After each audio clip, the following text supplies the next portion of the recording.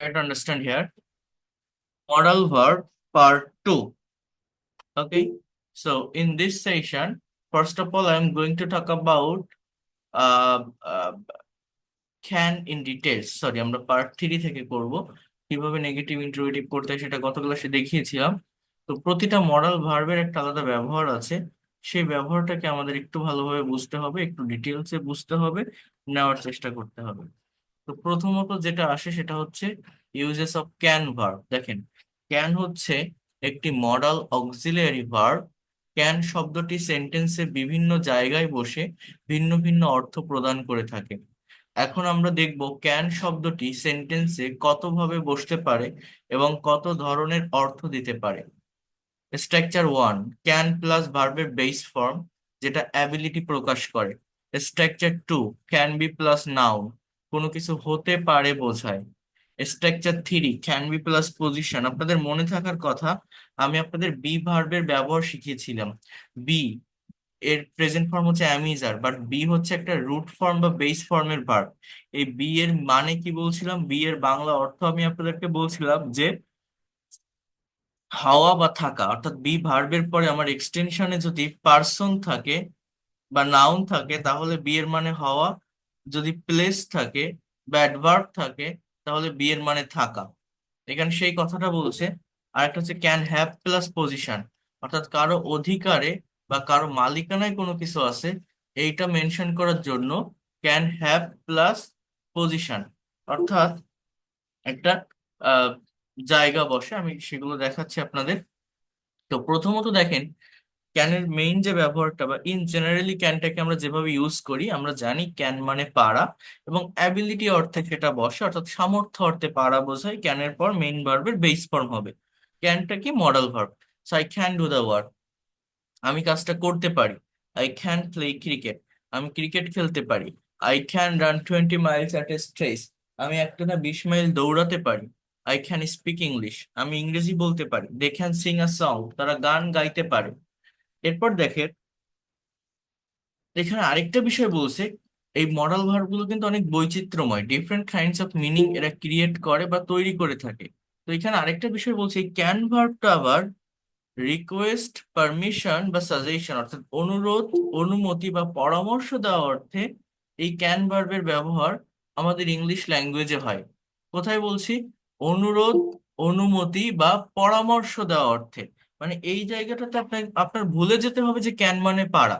আপনাকে এটাই বুঝতে হবে, ক্যান অনুরোধ, অনুমতি বা পরামর্শ দেওয়া অর্থে ইংলিশে বসে থাকে। মানেটা কি বা কেমন? যেমন দেখেন, আমি যদি আপনাকে এরকম একটা কথা বলি, একটু মনোযোগ দিয়ে বোঝার চেষ্টা করেন। মনে করেন এই ক্যান এর সঙ্গে এখানে আরো দুটো ওয়ার্ড থাকে, সেটা হচ্ছে কুড। এই প্রত্যেকটা ওয়ার্ডের পার্টিকুলার একটা মিনিং আছে। কুড মানে পারতাম, পারতো, মানে পাস্ট অ্যাবিলিটি অর্থে বসে। উড পাস্ট হ্যাবিট অর্থে বসে, অর্থাৎ কেউ কোনো কিছু করতো, হতো। বাট এই তিনটা ওয়ার্ডের, ভালোভাবে বুঝবেন, এই তিনটা ওয়ার্ডের নিজস্ব মিনিং থাকা সত্ত্বেও এই ওয়ার্ডগুলো রিকোয়েস্ট, পারমিশন এন্ড সাজেশনের জন্য ব্যবহৃত হয়। এবং এই জায়গাটাতে মূলত ক্যান ভার্ব হচ্ছে একটা ইনফর্মাল মিনিং ক্রিয়েট করে থাকে, অর্থাৎ যার সঙ্গে আপনার তুই তোকারি বা তুমি আমি করে সম্পর্ক, সেখানে মূলত ক্যান ভার্বের ব্যবহার হয়। আর পলাইটনেস প্রকাশ করার জন্য আপনা আপনি করে সম্পর্ক যেখানে, সেখানে আপনার উড বা কুডের ব্যবহার হয়। উড বা কুডের ব্যবহার হয়। ঠিক আছে? যেমন দেখেন, can you give me a glass of water, এর বাংলা অর্থ হচ্ছে তুমি কি আমাকে এক গ্লাস পানি দিতে পারো। তুমি কি আমাকে এক গ্লাস পানি দিতে পারো। Can you sit beside me, তুমি কি আমার পাশে বসতে পারো। এটা রিকোয়েস্ট করে বলা, হ্যাঁ, অনুরোধ করে বলা। Can you tell me about your life story, তোমার জীবনের গল্পটি আমাকে বলতে পারো। তোমার জীবনের গল্পটি আমাকে বলতে পারো। Can you tell me about your life story. Can you go with me at lunch, আমার সাথে লাঞ্চে যেতে পারো। বা এই কথাটাকে কিন্তু এইভাবেও বলা যায় যে তুমি কি আমার সাথে লাঞ্চে যাবে। Can you go with me at lunch, তুমি কি তোমার জীবনের গল্পটি আমাকে বলবে। Can you tell me about your life story, তুমি কি আমার পাশে একটু বসবে। Can you sit beside me. এখন বসবে, বলবে, লাঞ্চে যাবে, এটা তো আমি ফিউচার টেন্সে করতে পারি যে will you go with me at lunch, will you tell me about your life story, will you sit beside me. But উইলের ব্যবহার না করে ক্যানের ব্যবহারটা কেন করছি? দেখেন, ইংলিশ একটা ভাষা, রুলস রেগুলেশন গ্রামারের ভিতর এটা সীমাবদ্ধ নয়। আপনাকে এটা সিচুয়েশন বুঝতে হবে। আপনি যদি মনে করেন তার সঙ্গে আপনি এই কথাগুলো যখন বলবেন, এই কথাটা আপনি কি সিম্পলি বলছেন যে তুমি কি লাঞ্চে যাবে, will you go with me at lunch with me? So এখানে উইলের ব্যবহার করতে পারেন। বাট যদি দেখেন আপনি কারোর সঙ্গে একটা কথা রিকোয়েস্টের সাথে বলছেন, অনুরোধ করে বলছেন যে তুমি কি একটু লাঞ্চে যাবে আমার সাথে আজকে, তুমি কি তোমার জীবনের গল্পটি আমাকে বলবে, অর্থাৎ এই যে সিচুয়েশনটা, এই যে সেন্সটা, এর উপর ডিপেন্ড করে আপনাকে ইউজ করতে হবে এখানে ক্যানের ব্যবহার হবে নাকি উইলের ব্যবহার হবে। বিষয়টা হচ্ছে এরকম, হ্যাঁ। Permission, you can use my laptop, can I use your laptop, অর্থাৎ অনুমতি চাওয়া অর্থে আমি কি তোমার ল্যাপটপটা ব্যবহার করতে পারি, হ্যাঁ। You can practise English regularly, you can exercise regularly, you can do good work all the time, তুমি সারাক্ষণ ভালো কাজ করতে পারো, you can do good work all the time. এরপর দেখেন structure two, subject plus can be plus noun. Can be plus noun অর্থাৎ be এর দুইটা মিনিং আবার বলছি, একটা হচ্ছে হওয়া, একটা হচ্ছে থাকা। যদি দেখেন বি এর পরে নাউন বসতেছে বা পার্সন বসতেছে, তাহলে বি এর বাংলা অর্থ হচ্ছে আপনার হওয়া। কিন্তু যদি প্লেস থাকে বা অ্যাডভার্ব থাকে, তাহলে বি এর বাংলা অর্থটা হচ্ছে থাকা। যেমন he can be a doctor, সে একজন ডাক্তার হতে পারে। He can be a minister, সে একজন মন্ত্রী হতে পারে। He can be a freelancer, সে একজন ফ্রিল্যান্সার হতে পারে। He can be a good teacher, সে একজন ভালো শিক্ষক হতে পারে, ভালো শিক্ষক হতে পারে। এরপর দেখেন ক্যান বি প্লাস পজিশন, অর্থাৎ পজিশন মানে একটা জায়গাকে ইন্ডিকেট করে, অর্থাৎ কেউ কোনো জায়গায় থাকতে পারে, কোনো একটা প্লেস বা জায়গা, কেউ কোনো জায়গায় থাকতে পারে, এইটা মেনশন করার জন্য বা বোঝানোর জন্য ক্যান বি প্লাস পজিশন। অর্থাৎ he can be at the market now, সে এখন বাজারে থাকতে পারে। Ruma can be at school now, Ruma এখন স্কুলে থাকতে পারে। My father can be in the office, আমার বাবা এখন অফিসে থাকতে পারে। এটা হচ্ছে ক্যান বি প্লাস আমার প্লেস কে বোঝাচ্ছে, এবং যে কোনো প্লেস বা জায়গার আগে অ্যাট অথবা ইন প্রেপোজিশন ইউজ করতে হয়। তুলনামূলক ছোট কোনো জায়গাকে মেনশন করার জন্য অ্যাড বসে, একটু বড় কোনো জায়গাকে বোঝানোর জন্য ইন প্রেপোজিশন বসে। আবার যেমন my father can be in the office, এখানে my father can be at office বলা যায়, বাট নির্দিষ্ট করে বোঝালে দা এর ব্যবহার হয়, আর দা এর ব্যবহার হলে আবার তার আগে most of the time in preposition ব্যবহার হয়। এটা আমি প্রেপোজিশন যখন রাইটিং এর জন্য পড়াবো আপনাদের ডিটেলসে, তখন আমি এগুলো নিয়ে আলোচনা করব। তাহলে দেখেন, বি এর মানে থাকা, আবার হ্যাভ এর মানেও কিন্তু থাকা। বাট বি হচ্ছে, কথাটা মনোযোগ দিয়ে বোঝেন, সাবজেক্ট নিজে কোনো জায়গায় থাকে। বি হচ্ছে সাবজেক্ট নিজে কোনো জায়গায় থাকে, হ্যাঁ।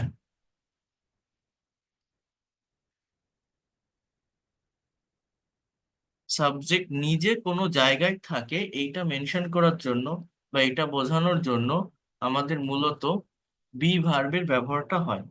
আর সাবজেক্টের অধিকারে বা মালিকানায় কোনো কিছু থাকে, সাবজেক্টের অধিকারে বা মালিকানায় কোনো কিছু থাকে, এইটা বোঝানোর জন্য আমার মূলত কিসের ব্যবহার হয়?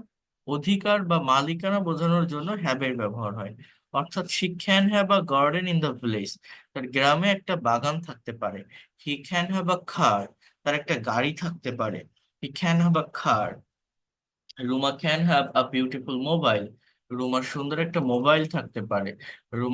Ruma can have a beautiful mobile, রুমার সুন্দর একটা মোবাইল থাকতে পারে। এই জায়গাটাতে মূলত ক্যান হ্যাভ প্লাস আমার যে কোনো একটা পজিশন, অর্থাৎ আমার এখানে একটা অবজেক্ট আসে যে কি থাকে, তার বাগান থাকে, তার গাড়ি থাকে, তার মোবাইল থাকে, এরকম বোঝায়।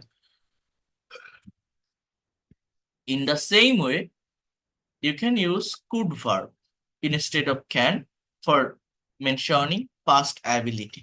কিসের জন্য? পাস্ট অ্যাবিলিটি প্রকাশের জন্য। কুড শব্দটি হচ্ছে একটি মডাল অক্সিলারি ভার্ব, এটি ক্যান এর পাস্ট ফর্ম হিসাবে বিবেচিত হয়। কুড ভার্বটি বিভিন্ন সময়ে ভিন্ন ভিন্ন স্ট্রাকচারে ব্যবহৃত হয়ে ভিন্ন অর্থ প্রদান করে থাকে। সো ক্যান ভার্বের মতোই কুড সাধারণত চারটি স্ট্রাকচারে ব্যবহৃত হয়, ওই আগেরটার মতোই। অর্থাৎ কুড প্লাস ভার্বের base form, could be plus noun, could be plus position, could have plus position, এই চারটা স্ট্রাকচার মনে রাখবেন। হ্যাঁ, তাহলে প্রথম স্ট্রাকচারটা কি, যে I could do the work, past ability বোঝায়, তাই না? তাহলে আমি কাজটা করতে পারতাম। আই কুড প্লে ক্রিকেট, আমি ক্রিকেট খেলতে পারতাম। I could run 20 miles at a stretch, আমি একটানা 20 মাইল দৌড়াতে পারতাম। আই কুড স্পিক ইংলিশ, আমি ইংরেজি বলতে পারতাম। I could Singh a song, আমি গান গাইতে পারতাম। আবার কি বলছি, রিকোয়েস্ট পারমিশন অ্যান্ড সাজেশনের জন্য কুডের ব্যবহার হয়। এই জায়গাটাতে আপনার ভুলে যেতে হবে কুড মানে ওই পারতাম।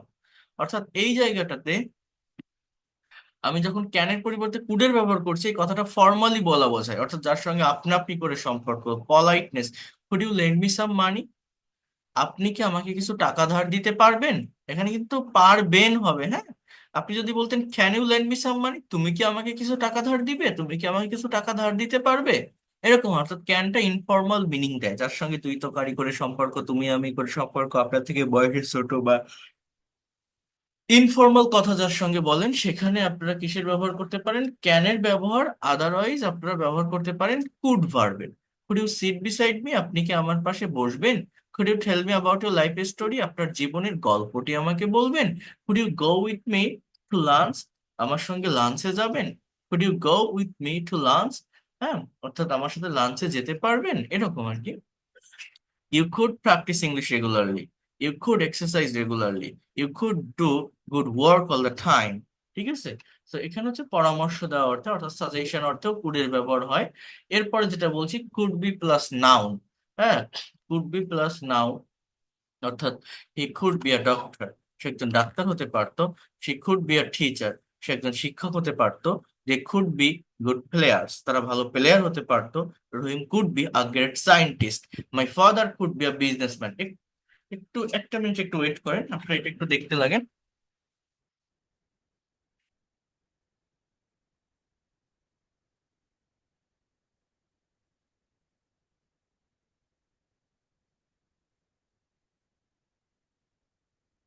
আচ্ছা, তো যেটা বলার চেষ্টা করছি, আর একটু মনোযোগ দেন।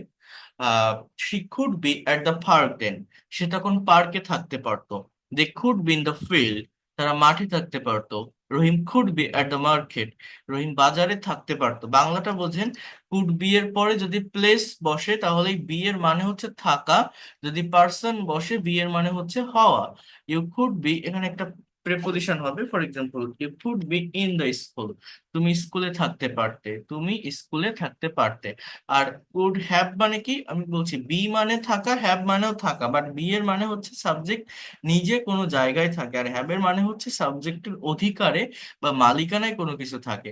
Ruma could have a garden, রুমার একটা বাগান থাকতে পারতো। He could have a car, তার একটা গাড়ি থাকতে পারতো। They could have a beautiful house, তাদের সুন্দর একটা বাড়ি থাকতে পারতো। They could have a beautiful house, তাদের সুন্দর একটা বাড়ি থাকতে পারতো। এরপর এখানে মে মাইটের ব্যবহার আছে। দেখেন, এগুলো আমি একবার আপনাদের একটু বলবো, অর্থাৎ এইখান থেকে দেখাতে গেলে আপনারা বুঝতে অনেক অসুবিধা হবে, অনেক কষ্ট হবে। বাট তারপরেও আমি মে মাইটের একটা সহজ পিডিএফ আছে, সেটা একটু আমি একটু প্র্যাকটিস করিয়ে দেই, একটু বলে দেই আপনাদের, এটা আপনাদের জন্যই ভালো হবে। সবাই এইটা একটু বোঝেন, স্পোকেনের পারপাস থেকে এই ফাইলটা যদি একটু কভার করতে পারেন, it will be better for you. First of all, here you can see, try to understand here, subject plus may। দেখেন, তুমি বইটি নিতে পারো, অর্থাৎ কোনো কাজের অনুমতি দেওয়া বোঝাতে সাবজেক্টের পরে আমার এই মে ভার্বের ব্যবহার হয়, কি বোঝানোর জন্য, অনুমতি দেওয়া। So you may take the book, সে এখন যেতে পারে। হি মে গো নাও, তুমি এখন আসতে পারো। You may leave now, leave বলতে এখানে LIVE না, এটা একটু ভুল আছে। LEAVE, লিভ মানে লেফট করা, ত্যাগ করা, যাওয়া, চলে যাওয়া। হ্যাঁ, ইউ মে লিভ নাও। তারা এখন খেলতে পারে। দে মে প্লে নাও, তোমরা এখন বলতে পারো। ইউ মে সেই নাও। ওকে, এ ধরনের অনুমতি দেওয়ামূলক বাক্য আমরা মেয়ের পরিবর্তে লেট দিয়েও করতে পারি। যেমন, তাকে ভিতরে আসতে দাও, লেট হিম কাম ইন। তাকে চেয়ারে বসতে বলো, let him ask two sit on a chair. কোনো কাজের সম্ভাবনা বোঝালে বাংলা বাক্যের শেষে পারে কথার ইংরেজি মে হয়। ডলি আজ আসতে পারে, ডলি মে কাম টুডে। মা আজ গল্পটি বলতে পারেন, mother may tell the story today. আজ বৃষ্টি হতে পারে, ইট মে রেইন টুডে। হ্যাঁ, কোনো ব্যক্তি বা বস্তু কিছু হতে পারে, কথার ইংরেজি মে বি হয়। সে একজন লেখক হতে পারে, হি মে বি আ রাইটার। কলমটি দামি হতে পারে, the pen may be costly. গাছটি লম্বা হতে পারে, the tree may be high. Oishi একজন ভালো গায়িকা হতে পারে, Oishi may be a good singer. Nilu একজন ভালো ডাক্তার হতে পারে, Nilu may be a good doctor. Nilu may be a good doctor. কোথাও কোনো কিছু হতে পারে বা ঘটতে পারে বোঝাতে দেয়ার মে বি হয়। অর্থাৎ দেয়ারের ব্যবহারটা কোথায় হয়? যখন কোনো একটা জায়গায় কোনো কিছুর অবস্থান বা অস্তিত্বকে বর্ণনা করা হয়। আজ পথে বিপদ হতে পারে, there may be danger on the way today. There may be 100 people in the meeting, আজ মিটিং এ 100 লোক থাকতে পারে। যখন এগুলো আপনি নেগেটিভ করবেন, দেয়ার মে বি নো হবে, আজ কোনো ক্লাস নাও হতে পারে। There may be no class today. আজ কোনো সভা নাও হতে পারে, there may be no meeting today. আজ কোনো সমস্যা নাও হতে পারে, there may be no problem today. অর্থাৎ এই যে দেয়ার মে বি, এটা মূলত আপনাকে একটু বুঝতে হবে দেয়ারের ব্যবহারটা আমরা কোথায় করি। কোনো একটা জায়গায় কোনো কিছুর অবস্থান, যেমন আমি যদি বলি মাঠে 3টা গরু আছে, আমার কথাটা বুঝবেন, এটার ইংলিশ কি? এখন আছে ইংরেজি হ্যাভ, মাঠ ইংরেজি ফিল্ড। আমরা অনেকে মনে করি বাংলা বাক্যের শুরুর ওয়ার্ডটাই সাবজেক্ট, তাহলে মাঠে 3টা গরু আছে আমরা এইভাবে বলার চেষ্টা করি যে দ্য ফিল্ড হ্যাজ 3 কাউ। তাহলে এইটার বাংলা এরকম হয়ে যায় যে মাঠের 3টা গরু আছে। কিন্তু দেখেন গরুগুলো তো মাঠের না। আমি কি বলছি? মাঠে আছে। মাঠ হচ্ছে একটা প্লেস, একটা জায়গা। মাঠ কি? একটা প্লেস, একটা জায়গা। তো জায়গা কখনো সাবজেক্ট হতে পারে না, অ্যাডভার্ব কখনো সাবজেক্ট হয় না। সাবজেক্ট হয় নাউন অথবা প্রোনাউন। অর্থাৎ ওই মাঠ কিন্তু কোনো সাবজেক্ট না, মূলত ওই বাক্যে গরুটাই সাবজেক্ট। অর্থাৎ যে সেন্টেন্স গুলোতে এরকম অ্যাডভার্বটা আগে থাকে, প্লেসটা আগে মেনশন করা থাকে, অর্থাৎ কোনো একটা জায়গায়, ডেফিনেশনটা বুঝতে হবে, কোনো কিছুর অবস্থান বা অস্তিত্ব আছে এইটা বোঝাচ্ছে, সেখানে এই ইন্ট্রোডাক্টরি ইট বা দেয়ারের ব্যবহার হয়। তাহলে দেয়ার আর 3 কাউস ইন দ্য ফিল্ড, আকাশে অনেক তারা আছে। তো আপনি এরকম বলতে পারবেন না the sky has many star, আপনার কি বলতে হবে? There are many star in the sky. আমাদের গ্রামে একটা পোস্ট অফিস আছে, ইংলিশ কি? There is a post office in our village. আমাদের গ্রামে একটা নদী আছে, there is a river in our village. অর্থাৎ কোন একটা জায়গায় কোনো কিছু আছে, কোনো কিছুর অবস্থান বা অস্তিত্ব বোঝানোর জন্য এই ইট বা দেয়ার ভার্বের ব্যবহার হয়ে থাকে। কারো অধিকারে কোনো কিছু থাকতে পারে এরকম সম্ভাবনা যদি বোঝায়, আবারও বলছি অধিকার, তাহলে মে হ্যাভ হয়। ঐশীর অনেক বই থাকতে পারে, Oishi may have many books. লোকটির অনেক টাকা থাকতে পারে, the man may have a lot of money. জাকিরের বরিশালে একটি বাড়ি থাকতে পারে, Zakir may have a house in Barishal. করিমের একজন বোন থাকতে পারে, করিম মে হ্যাভ আ সিস্টার। রতনের তিতুমির কলেজে একজন বন্ধু থাকতে পারে, রতন মে have a friend at Titumir college. Ratan May have a friend at Titumir college. রতনের তিতুমির কলেজে একজন বন্ধু থাকতে পারে। এবার দেখেন, মে বি প্লাস V3 হয় বাংলা বাক্যের পর যেতে পারে কথাটির ইংরেজির জন্য, বাট বিষয়টা হচ্ছে মূলত এরকম না। এই সেন্টেন্স গুলো হচ্ছে প্যাসিভ ভয়েসে আছে। প্যাসিভ ভয়েসে যখন থাকে, প্যাসিভ মানে এমন কোনো বাক্য, বাক্যের সাবজেক্টটা নিষ্ক্রিয় থাকে, ইনঅ্যাক্টিভ থাকে, সাবজেক্ট কাজ করতে পারে না। এই সেন্টেন্সটাতে যে সাবজেক্ট আছে, এই সাবজেক্ট হচ্ছে ইনঅ্যাক্টিভ, সাবজেক্ট কাজ করতে পারে না। অর্থাৎ প্যাসিভ মডেলের প্যাসিভের স্ট্রাকচার হচ্ছে can, could, may, might, shall, should, will, would, be plus V3। অর্থাৎ বি এর পরে ভার্বের পাস্ট পার্টিসিপল বা V3 বসে। The room, the moon may be seen today, Bangla অর্থটা হচ্ছে আজ চাঁদ দেখা যেতে পারে।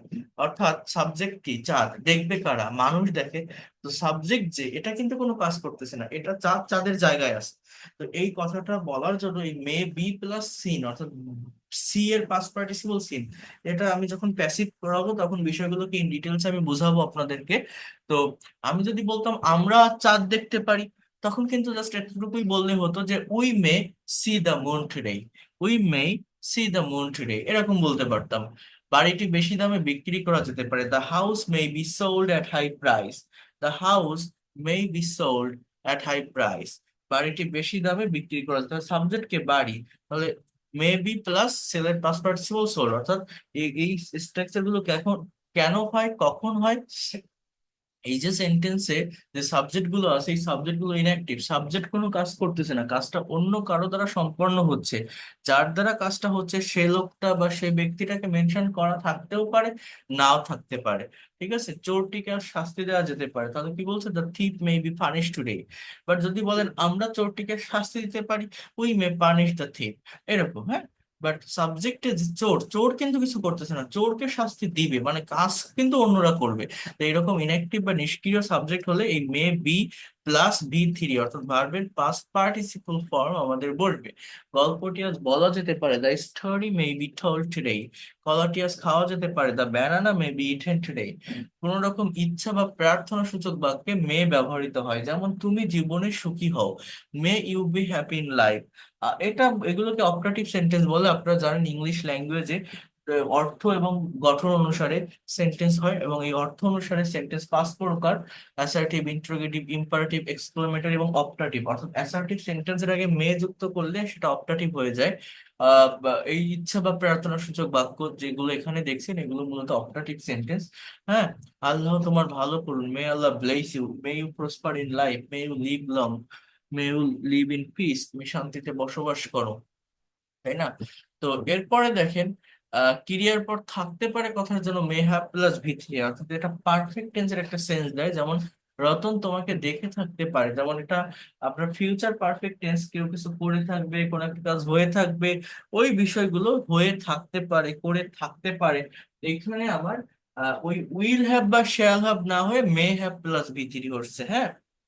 You may have heard the story, তুমি গল্পটি শুনে থাকতে পারো। He may have done the work, সে কাজটি করে থাকতে পারে। You may have heard the name of Zakir Hossain, তোমরা জাকির হোসাইনের নাম শুনে থাকতে পারো। লিপি রহিমের কাছে বইটি চেয়ে থাকতে পারে। Lipi may have wanted the book to Rahim, Lipi may have wanted the book to Rahim, Lipi রহিমের কাছে বইটি চেয়ে থাকতে পারে। তো এইভাবেই মে ভার্বটার ব্যবহার হয়। এখন এই যেভাবে বলছি বা যেভাবে এটা দেখালাম, এইভাবে আমি যদি আপনাদেরকে অন্যান্য ভার্বগুলো দেখাই আপনাদের বুঝতে হয়তো একটু কষ্ট হবে, এই জন্য আমি চাচ্ছি বিষয়গুলোকে একবারে ক্লিয়ার করতে। এই প্রত্যেকটা ভার্ব, যেমন এটা শুড ভার্ব, দেখেন এই শুডেরও অনেকগুলো ব্যবহার আছে, should, should be, should have বিন। তো কিভাবে পারফেক্ট ওয়েতে এটাকে ব্যবহার করা যায় বা এগুলোকে ডেভেলপ করতে পারেন, আমি জাস্ট একটু সেই বিষয়গুলোকে দেখাবো, সেই বিষয়গুলোকে দেখানোর চেষ্টা করবো। আমি একটা পিডিএফ, পিডিএফ না ঠিক কি বলে, আমি একটা ওয়ার্ড ফাইলে আসি। তো একটু মনোযোগ দিয়ে এটা দেখেন, এই ওয়ার্ড ফাইলটা নেওয়ার চেষ্টা করেন, বোঝার চেষ্টা করেন। মনে করেন আমি একটা, আমার সবসময় এটা ব্রেনে রাখতে হবে যে একটা পার্টিকুলার ভার্ব দিয়ে বা একটা মডাল ভার্ব দিয়ে আমরা সর্বোচ্চ কতগুলো সেন্টেন্স তৈরি করতে পারি, কত ভাবে সেন্টেন্স তৈরি করতে পারি। যেমন মনে করেন এই যে শুড ভার্বটা, তাই না, সেই সো ইউ এল ডি, এই শুড, এই শুডের বাংলা অর্থটা হচ্ছে কি, যে আমরা জানি যে শুড মানে উচিত, আমরা কি জানি, শুড মানে উচিত।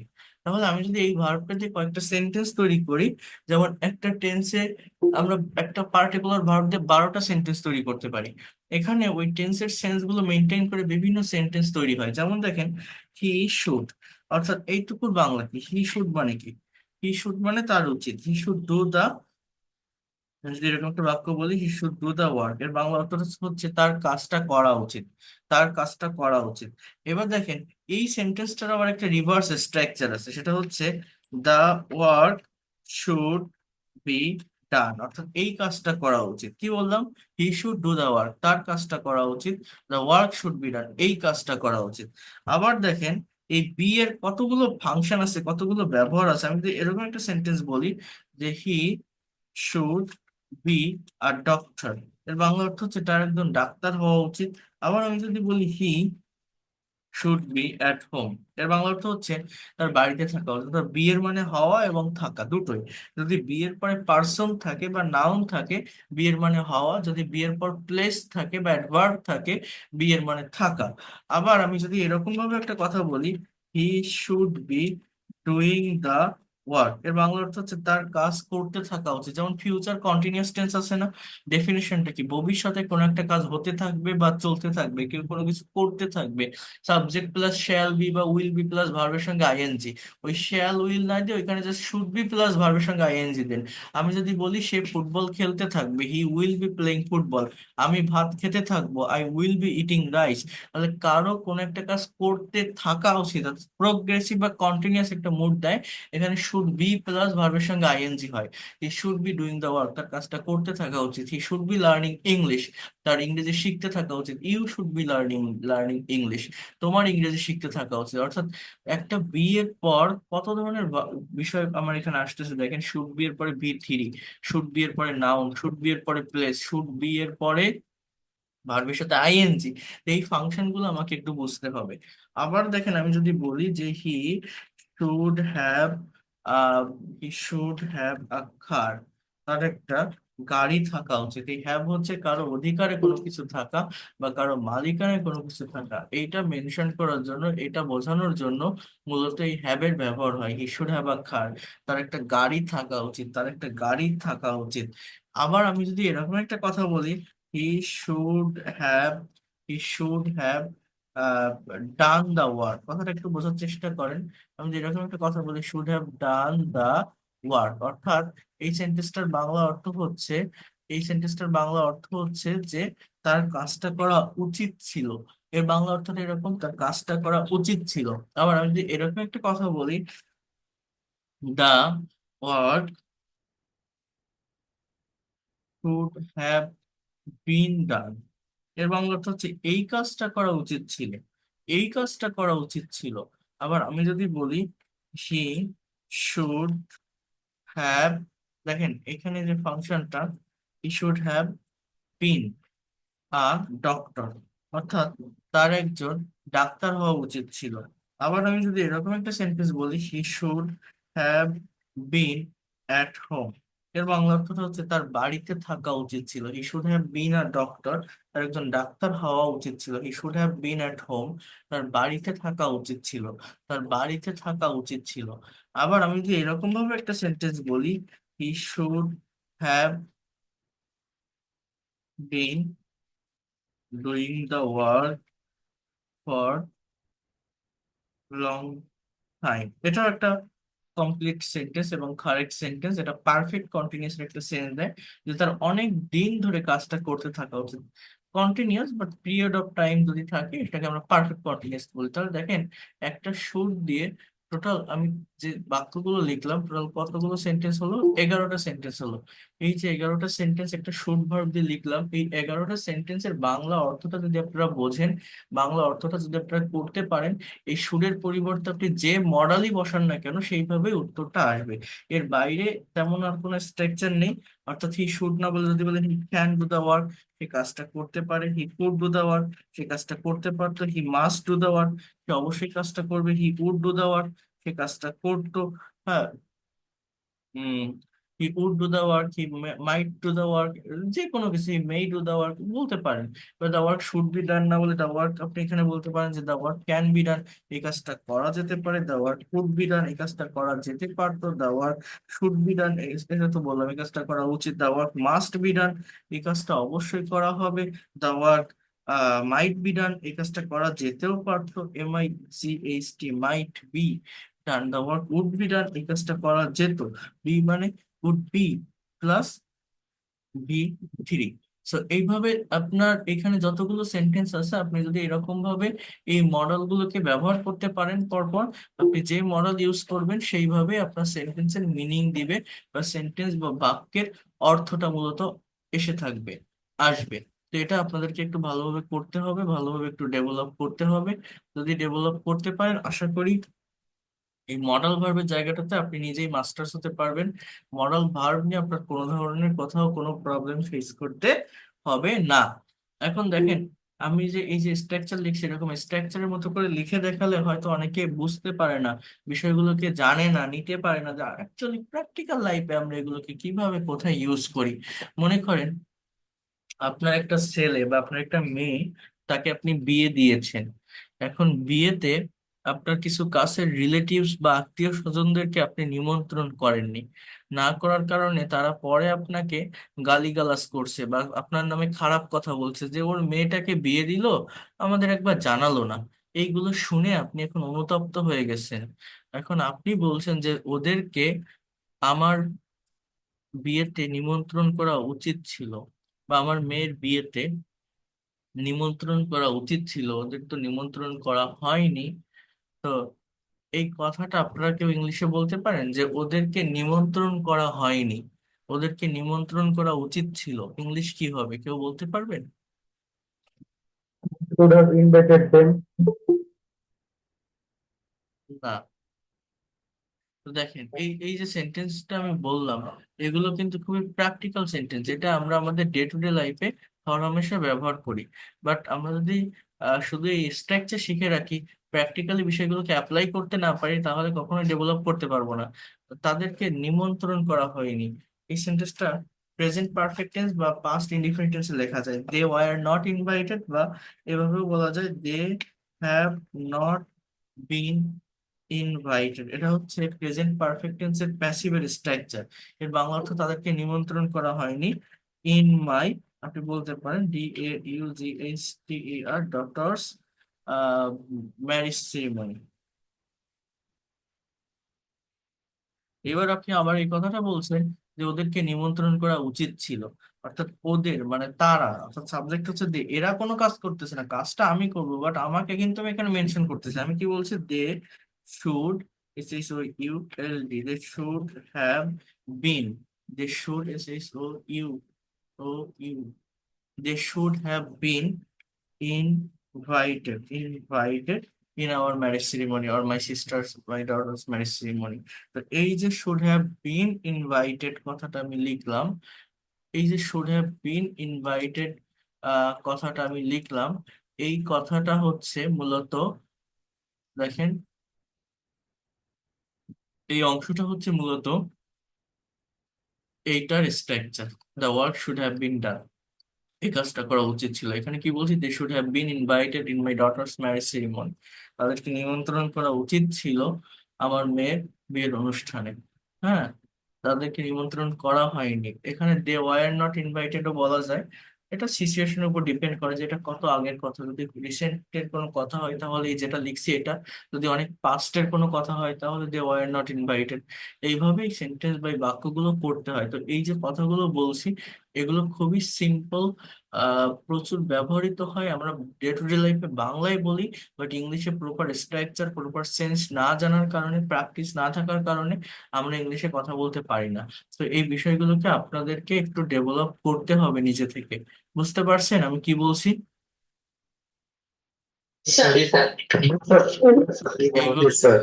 অনেক বেশি ইম্পর্টেন্ট, অনেক বেশি ইফেক্টিভ। আজকে আমার শরীরটা একটু খারাপ, আমার অতটা এনার্জি নেই, এই জন্য অতটা ডিটেলস আপনারা আমার কথাগুলো শুনে বুঝতে পারছেন। আমি মানে এই যে লেকচার গুলো দিচ্ছি, লেকচার দিতে একটু কষ্ট হচ্ছে। তো তারপরে আমি বলছি, কারণ আমি আপনাদের কোনো ক্লাস আমি মিস দিতে চাই না। আপনাদের আহ চর্চার ভিতর থাকতে হবে, ক্লাস করতে হবে, দেখতে হবে, এই বিষয়গুলোকে ডেভেলপ করতে হবে।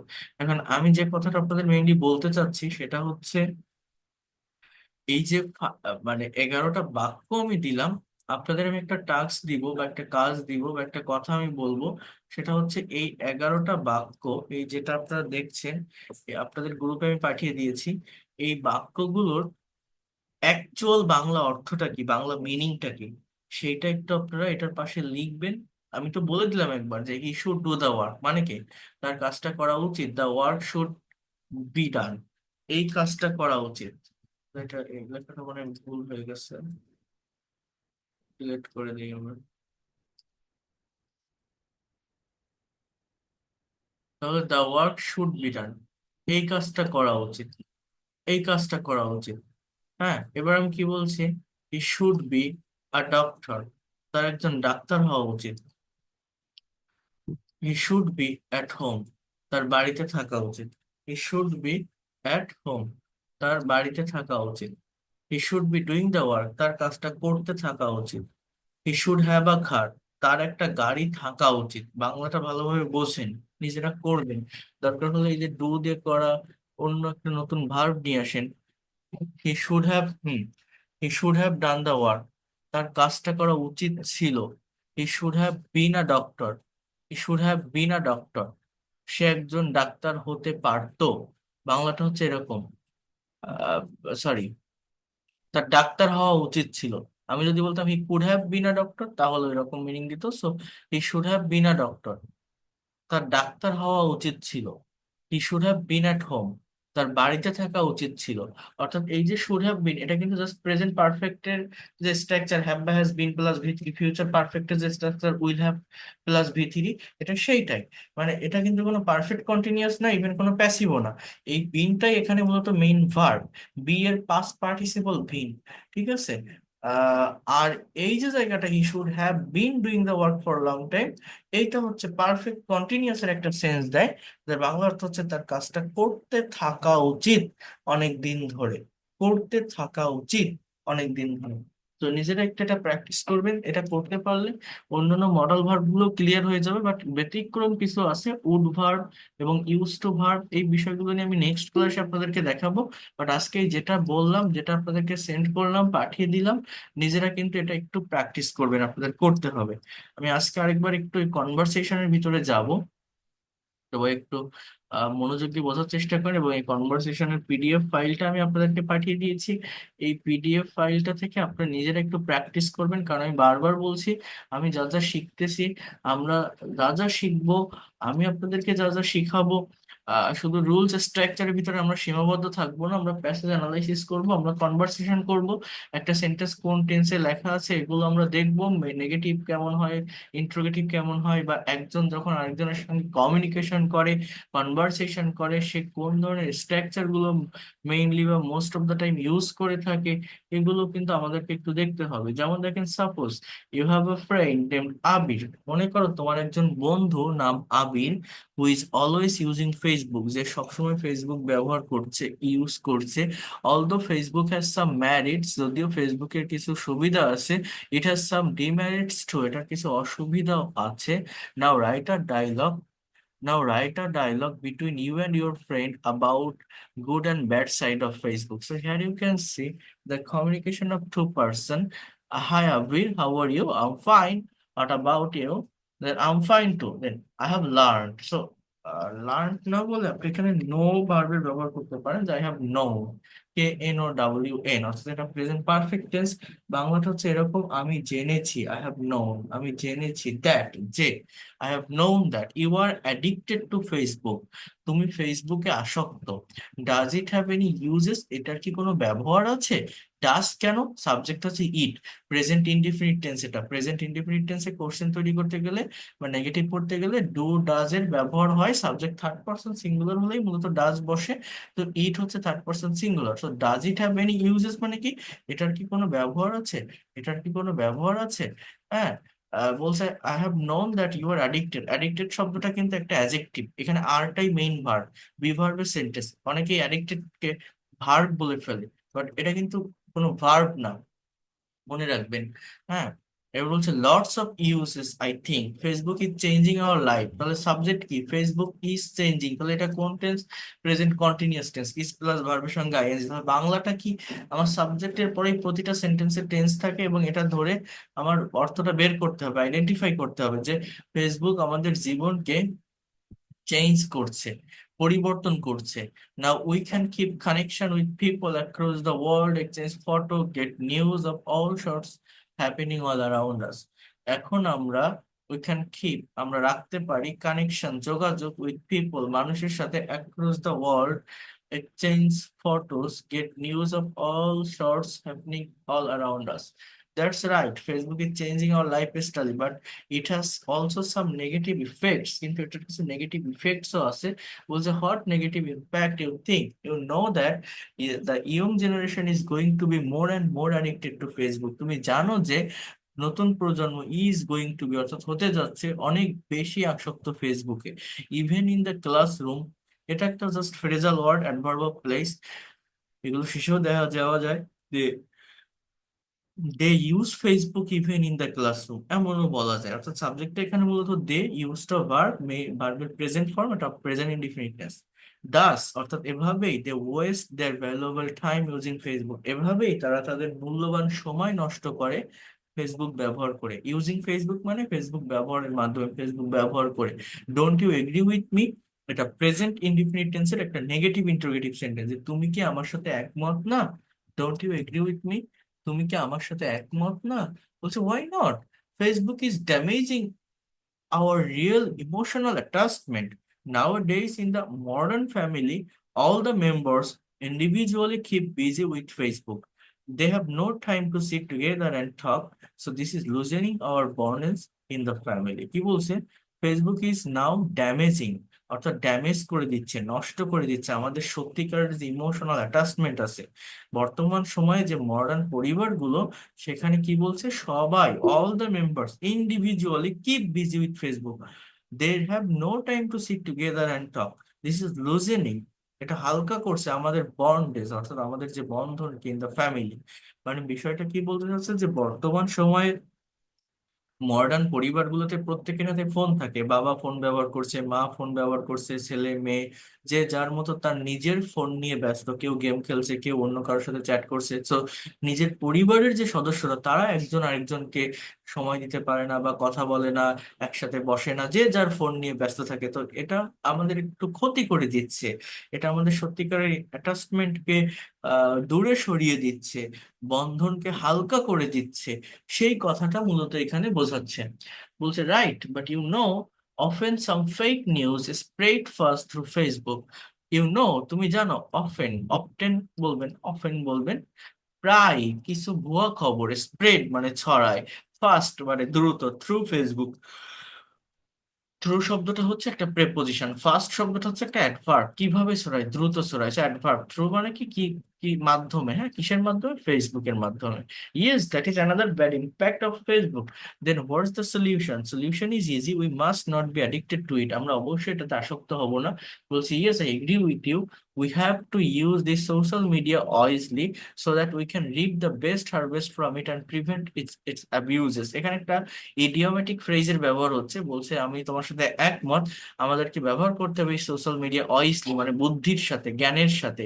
That we can reap the best harvest, reap মানে কর্তন করা, কাটা, অর্থাৎ যাতে আমরা সেরা ফসলটা নিতে পারি, সেরা ফসলটা কর্তন করতে পারি, from it and prevent it's abuses, এবং এটার অপব্যবহার প্রতিরোধ করতে পারি। মানেটা হচ্ছে সেরা ফসলটা কাটতে পারি, মানে এটার যে সেরা যে বেনিফিট, সেই বেনিফিটটা যাতে আমরা নিতে পারি এটাকে ওয়াইজলি ইউজ করে, এবং এটার যে অপব্যবহার সেটা যেন আমরা প্রতিরোধ করতে পারি, সেই কথাটা এখানে বলছে। উই হ্যাভ টু ইউজ, অর্থাৎ এটা সেমি মডাল ভার্বের সেন্টেন্স, আই এগ্রি, এটা প্রেজেন্ট ইনডিফিনিট টেন্সের অ্যাক্টিভের সেন্টেন্স। তো এইভাবে ক্যান লিভ, সো এটা মডালের সেন্টেন্স। আমার কথাটা কি ছিল, যে আমি শুধুমাত্র টেন্স শিখে আমার মনের সম্পূর্ণ ভাবটা বা হোল সেন্সটাকে ইংলিশে ডেসক্রাইব করতে পারবো না, ডেভেলপ করতে পারবো না বা প্রকাশ করতে পারবো না। মনের হোল সেন্স বা থটটাকে সঠিকভাবে ডেসক্রাইব করতে হলে, সঠিকভাবে ডেভেলপ করতে হলে, সঠিকভাবে প্রকাশ করতে হলে আমাদের কিন্তু এই মডাল এবং সেমি মডাল অক্সিলারি ভার্বের ব্যবহার ইন ডিটেলস ক্লিয়ারলি জানতে হবে। সো বলছে exactly, I have to leave now, see you again, বলছে সি ইউ, বাই। সো বাকি যে কনভারসেশন গুলো আছে আমি আমি করাবো, বাট তার পাশাপাশি আমি আপনাদেরকে অনুরোধ করব আপনারা নিজের একটু টাইম দেন, নিজের একটু এগুলো করার চেষ্টা করেন, it will be better for you. এবং এর পাশাপাশি যে মডেল ভার্ব গুলো দেখাচ্ছি সেগুলো একটু পড়েন। আমার আজকে অতটা এনার্জি নেই, আমি তাহলে আরেকটু কিছু বিষয় আমি দেখাতাম, বাট আমি পারতেছি না আজকে। আহ আপনাদের কারো কোনো কোশ্চেন যদি এখন থাকে আপনারা বলতে পারেন, আমি এটা অফ করে দিই। নেক্সট ক্লাসে আমি মডেল ভার্ব পার্ট 3 এর উপর ক্লাস নিব।